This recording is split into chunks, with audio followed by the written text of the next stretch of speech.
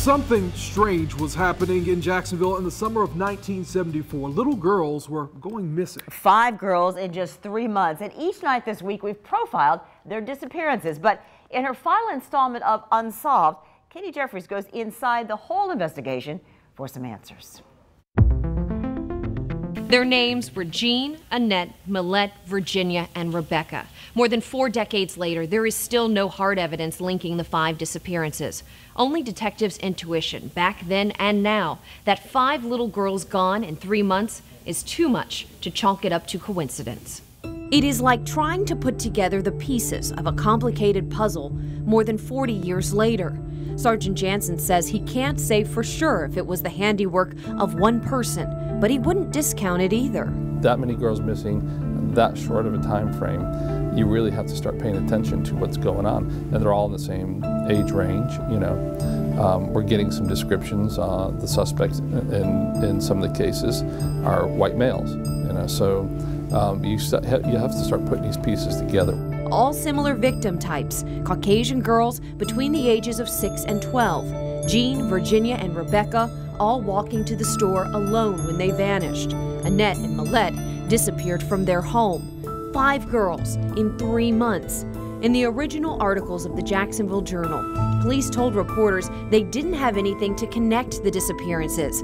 But even the lead detective on the first case, Jeannie Schoen's disappearance, on the final page of the reports, makes a mention of the other girls that went missing after Jeannie, not directly linking the 5 vanishings, but making sure that any detective that reinvestigates Jeannie's case knows about the others.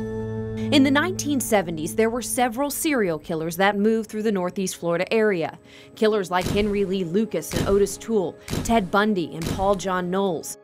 Sergeant Jansen says they've made sure their DNA is in the CODIS system to be run against any DNA found on the old evidence. We're hoping that, you know, cracking the case on one of them might help us with all the other ones. But after Rebecca disappeared, the vanishings of little girls stopped in the Jacksonville area.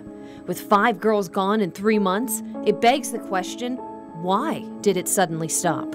Whoever was doing this, if it's a single person, probably felt like it was time to get out of town. By the time Virginia and Rebecca went missing, the disappearances were front-page headlines in Jacksonville. Parents were on alert. The city was tense.